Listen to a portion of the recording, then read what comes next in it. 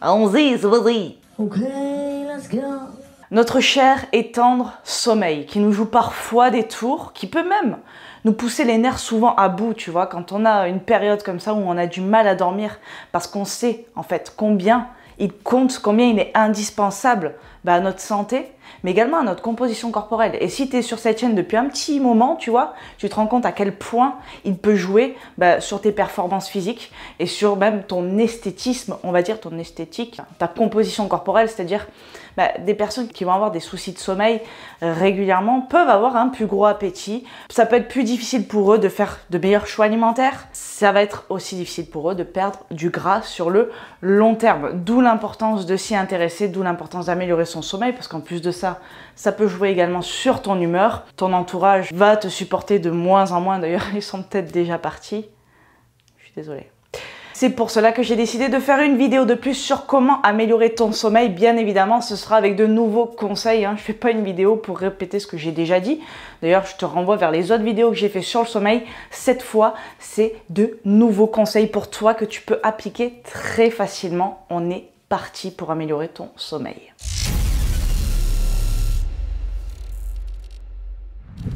Donc tu sais combien le sommeil est important pour ta santé et ta composition corporelle, comme je te l'ai dit. Tu connais, on va dire, les conseils principaux que j'ai déjà donnés ici. Tu sais, déjà le fait de faire du sport peut t'aider clairement à améliorer ton sommeil. Après, je sais qu'il y a des personnes s'entraînant en soirée, ça peut leur poser des soucis en termes d'endormissement, et d'autres, c'est l'inverse, au cas par cas. Donc, de manière générale, putain, tu sais que j'étais à la plage, j'ai mangé du sable, là, ça grince entre mes dents, bref. Détail horrible. De manière générale, le fait d'avoir une activité physique régulière et d'être active et actif tout au long de la journée va te permettre d'avoir un meilleur sommeil parce que tu vas être fatigué tout simplement. Le fait également d'avoir un stress qui est plutôt bien géré, on va dire, tout au long d'une journée peut t'aider également à avoir un bon sommeil. On avait parlé dans les précédentes vidéos également du fait de te préparer des routines pour t'endormir. On avait parlé de te mettre une ambiance, peut-être d'utiliser des huiles essentielles, etc. Bref, tout ça, c'est fait. Maintenant, nouveau conseil, c'est parti. Le premier conseil, ça va te paraître bizarre, je te dire non mais attends, je comprends pas. C'est de noter des choses en fait, tout au long de la journée. Note ce qui se passe là-dedans, note des choses auxquelles tu penses et même les choses où tu te dis, et surtout ces choses-là, non mais c'est bon, je vais pas oublier. Parce que le problème, c'est que ça reste là. En fait, le but, c'est de te décharger mentalement, de t'alléger au maximum mentalement. Parce que quand tu vas te coucher le soir, tu remarqueras que là-dedans, ça déconne pas. Il y a des conversations, ça peut être violent des fois. Ça peut durer des heures.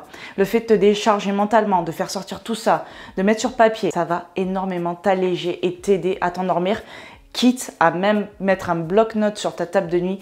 Personnellement, c'est mon cas. J'ai besoin de... C'est toujours quand je m'endors que me viennent les choses à l'esprit. Et là, j'ai besoin de noter parce qu'après... du coup, tu dis non, mais je vais pas oublier. Mais il y a quand même une partie de toi qui fait « Et si t'oublies ?» Si t'oublies, on est dans la merde si t'oublies. Parce que si t'oublies pas, c'est quand même beaucoup mieux. Donc, note tout, absolument tout. Ta liste de courses, c'est pareil.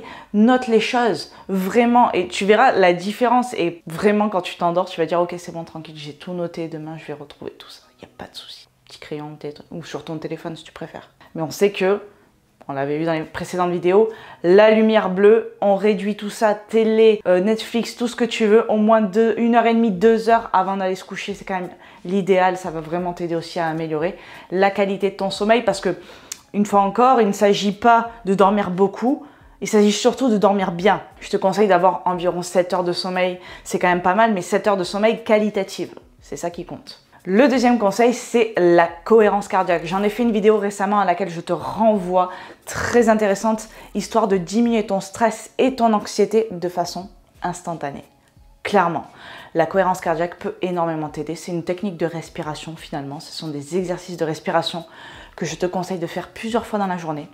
Et l'idéal étant de faire une petite séance de cohérence cardiaque, franchement, pendant 5 minutes, 6 minutes, avant de t'endormir. Pareil, la méditation, c'était des conseils que je t'avais donnés dans des vidéos précédentes. Ça vaut toujours. Une bonne séance de méditation, il y en a. Il y a des applications, mais il y a aussi sur YouTube. Tu tapes méditation sommeil, tu vas avoir des trucs géniaux. Fonce, franchement, ne sous-estime pas ça. C'est ouf. Troisième conseil, il est à contextualiser en ce moment parce que c'est l'été et il est possible que il fasse très très chaud là où tu te trouves. Je sais que c'est pas encore le cas partout en France, mais par endroits c'est quand même assez caniculaire. Du coup, ta chambre, fais en sorte qu'elle soit allée dans les 19 degrés, peut-être moins que ça. Et tu peux te prendre aussi une douche tiède plutôt avant de t'endormir. Parce que bon, la douche froide c'est cool et ça peut te faire du bien, mais le problème c'est que ça risque de te réveiller plutôt que de te détendre en fait. La douche chaude, quand on a chaud, c'est pas ce qu'il y a de mieux. Donc tiède, on va dire que c'est le juste milieu. Ça va te détendre, en même temps te rafraîchir. Donc ça c'est un conseil que je te donne également. Chambre à 19 degrés, on aère, on fait au maximum de frais. On fait gaffe aux moustiques, on le sait, hein, toujours les mêmes, c'est là toujours les mauvais coups. Et on prend une douche tiède avant d'aller se coucher. Le quatrième conseil, et le dernier, mais attention, il y aura un conseil bonus à la fin, donc reste bien jusqu'au bout, c'est d'éviter de te coucher le ventre vide. Ça, j'en ai parlé déjà plusieurs fois, mais c'est bon de le reprendre. Parce que parfois l'été, il est possible aussi qu'on ait moins faim avec la chaleur. Mais évite absolument de te coucher le ventre vide. Ça ne veut pas dire de manger le buffet à volonté du chinois du coin ou du japonais. Putain, ce vieux stéréotype que je viens de sortir. Mais de ne pas te coucher vraiment le ventre vide parce que c'est pareil, ça va te réveiller dans la nuit, ça va t'empêcher de dormir. Et c'est pas ce qu'il y a de mieux en termes de récupération, en termes de métabolisme également. Et surtout si tu es une personne active, sportive, tu as besoin de récupérer, tes muscles ont besoin de refaire le stock de glycogène. Donc ne te couche pas, s'il te plaît, le ventre vide. Merci pour toi. Le conseil bonus, c'est on va parler sieste. Parce que la sieste, ça reste quand même un art, hein, j'ai envie de dire un art de vivre, n'est-ce pas? Surtout dans les dom-toms. Bon, je suis encore en train de sortir un putain de stéréotype. L'art de la sieste. La sieste peut clairement t'aider si tu galères à dormir en ce moment. Elle ne résout pas le fait que tu dormes mal et ça c'est quand même important de le régler. Mais si tu es dans une période qui arrive, je pense, à tout le monde, hein, de mal dormir, opte pour la sieste. Mais attention, il y a des règles à respecter. Déjà, la sieste, c'est 15 à 30 minutes max. Pourquoi? Parce que si tu fais plus, déjà, tu risques d'empiéter, on va dire, j'aime pas ce mot mais je le dis quand même, sur le sommeil de la nuit en fait. Et du coup, tu vas te retrouver dans un cercle vicieux où tu vas dormir l'après-midi, pas le soir, enfin, ça va être le bordel. Et ça risque de plus te fatiguer que de t'aider à récupérer. Alors que la sieste de 30 minutes max, dans une obscurité la plus totale, va te permettre déjà de fabriquer de la mélatonine, qui est l'hormone du sommeil par excellence et celle qui régule les rythmes biologiques. Donc, obscurité la plus totale, je te conseille, si tu as un bandeau de nuit, je crois que ça s'appelle comme ça, c'est à l'idéal. 15 à 30 minutes, pas plus. Si tu as besoin de faire plus, c'est que tu es insomniaque. Si tu es insomniaque, même faire une sieste de 1h30, même si ça va t'aider peut-être à récupérer cette dette de sommeil, ça ne résout pas le problème. Et nous sommes faits pour dormir la nuit. Je sais qu'il y en a qui regardent cette vidéo qui bossent la nuit. Vous avez un autre rythme qui est différent. Cette vidéo, ces conseils ne sont pas spécialement faits pour vous. Je ferai une vidéo pour vous. Ça c'est sûr. Donc juste, toi qui ne bosses pas la nuit, fais en sorte de dormir la nuit. Tout simplement. Voilà pour cette vidéo sur le sommeil. J'espère qu'elle t'aura plu et qu'elle t'aura aidé. N'hésite pas à me le dire dans les commentaires. Dis-moi aussi combien d'heures par nuit tu dors. Ça m'intéresse et si ton sommeil est de qualité.